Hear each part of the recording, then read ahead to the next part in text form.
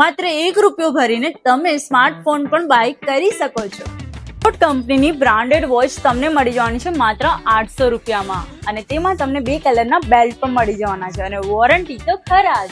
Phillips કંપનીની steam press તમને મળી જશે ₹4000 વાળી માત્ર ₹2500. વન્ડર શેફનું એર ફ્રાયર તમને મળી જવાનું છે ₹8000 વાળું માત્ર ₹2200. સારેગામા કારવા તમને મળી જવાનું છે ₹7000 વાળું માત્ર ₹5000.